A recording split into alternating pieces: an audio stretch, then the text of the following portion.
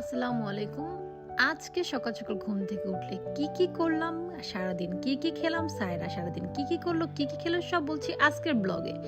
তো সায়রা ঘুম থেকে উঠে মামার সাথে কথা বলে নিল, তারপর ভাইয়ার সাথে বাহিরে গিয়ে রোদে ছিল বসে, কারণ অনেক ঠান্ডা ছিল। সকাল সকাল ঠান্ডা থাকে। সবচেয়ে শান্তির বিষয় হচ্ছে সকালবেলা উঠে এরকম চার পরোটা দেখলে আর কি লাগে আসলে। ঘুম থেকে উঠলে মায়ের বাসে এর থেকে শান্তি আসলে কিছু হতেই পারে না। ঘুম থেকে উঠেই দেখি আমার নাস্তা রেডি, তারপর আমার নাস্তাও রেডি, সায়রার নাস্তাও রেডি। আমি আগে নিজে খেলাম, তারপর সায়রাকে খাওয়ালাম। আর এখান দিয়ে দেখি সব বাজার সব কিছু কাটাকুটি শেষ। আর এখানে গ্রামে অঞ্চলে আসলে মাছ টাছ আনলে সব বৌদিরা, সব চাচিরা সবাই মিলে আসলে কেটে দেয়। কেউ হিংসা বলতে নেই। আশেপাশে যারা থাকে, যদি দেখা যায় যে অনেক মাছ এনেছে, তখন দেখা যায় সবাই মিলে কাটাকুটি করে হাত ধুয়ে টুয়ে একবার দিয়ে যায়। এখানে পিঠার জন্য সব রেডি করছে সকাল সকালই, কারণ একসাথে তো আম্মু এত কাজ একা করতে পারবে না, এর জন্য সকালেই পিঠার ডোটা রেডি করে রেখেছে। তারপর এখানে খাঁটি দুধ দিয়ে গিয়েছে, এই দুধ দিয়ে আসলে আজকের পিঠাটা হবে। তারপর আম্মু সব কাটাকুটি করে নিচ্ছে, আজকে নিরামিষ রান্না করবে, কারণ আমার আব্বু বিদেশ থেকে এসে এত পরিমাণ মাংস খাচ্ছে, এর জন্য আম্মু বলেছে আজকে একদম হালকা ফুলকা রান্না করবে। এদিকে আম্মু দুধটা গরম করে নিচ্ছে, কারণ সব কাজ রাত সন্ধ্যাবেলা করা যাবে না, এর জন্য সব কিছু কাজ রেডি করে রাখছে। তো তারপর আমাদের ঘরে খাবার পানি শেষ, এর জন্য সায়রা, আমি আর সায়রার ভাই মিলে চলে এলাম পানি আনতে। এখানে সায়রাই পানি আনবে, ও কল চাপাবে, পানি আনবে, সবকিছু করবে, কোনো কিছু করতে দিচ্ছিল না। তারপর পানি নিয়ে আমি আর সায়রা আসতেছিলাম। তারপর সায়রা নানুর সাথে মুরগির ডিম বের করবে। এদিক দিয়ে ও মুরগির ঘরে ঢুকে যাচ্ছিল, কিন্তু ভয় পাচ্ছিল, এর জন্য নানি নিজের হাতে বের করে দিল সায়রাকে। আর সায়রা ডিম পেয়ে এত খুশি হয় যে কি যেন পেয়ে গেছে।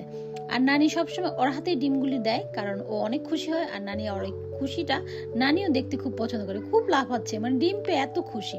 তারপর ও আবার চলে গেল ওর ফ্রেন্ডদের সাথে খেলতে। এখানে খেলাধুলা করতে করতে আমি বললাম তাড়াতাড়ি আসে ভাত খেতে হবে। এই যে রান্না বান্না হয়ে গেছে, এখানে সবজি, শুটকি, মাংস এগুলি রান্না হয়ে গেছে। তারপর আমি সায়রাকে নিয়ে খাবার দাবার শেষ করে বের হয়ে গেলাম। সায়রার কিছু ড্রেস নিয়ে আসছি আমি, তো ড্রেসগুলি বানাতে হবে, এর জন্য অনেক দূরের একটা টেইলারে যাবো এখানে, কারণ ঢাকাতে বাচ্চাদের ড্রেস একদমই বানাতে চায় না। এর জন্য এখানে আমার এক আন্টির সাথে চলে যাচ্ছি, কারণ একা একা তো যেতে পারবো না সারাকে নিয়ে, এর জন্য আন্টি আমাদের নিয়ে যাচ্ছিল। আর এখানকার পরিবেশ এত সুন্দর ছিল, আর বাড়ি ঘরগুলি, বিক্রমপুরের ঘরগুলি দেখলে কার না ভালো লাগে।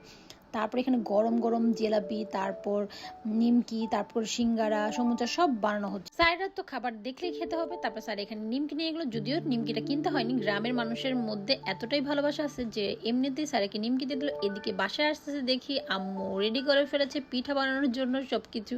এখন পিঠা ভাজবে, তারপর দুধে দিবে। তারপর আমি আম্মুর পুরাটা পিঠা কিভাবে বানাচ্ছিল দেখতেছিলাম, কারণ আমি এটা পারি না বানাতে।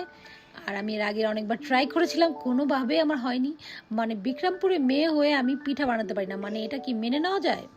তারপর আম্মু কত সুন্দরভাবে দিচ্ছিল, আর পিঠার সাথে সাথে সুন্দরভাবে একদম যেভাবে নর্মালি একটা নরম, তারপর ঝিরঝিরি এত সুন্দরভাবে হচ্ছিল। তারপর আম্মু এখানে দুধের মধ্যে পিঠাগুলি দিয়ে দিল।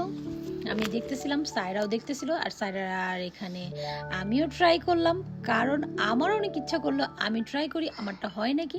তারপর আমি ফাইনালি আম্মুর মতো পারলাম, আমিও সুন্দরভাবে পিঠাগুলি দিয়ে ঢেকে দিলাম। তারপর সুন্দর করে আবার দুধে ভিজিয়ে দিলাম। আমি ট্রাই করলাম, ইনশাল্লাহ নেক্সট টাইম আমিও বানাবো।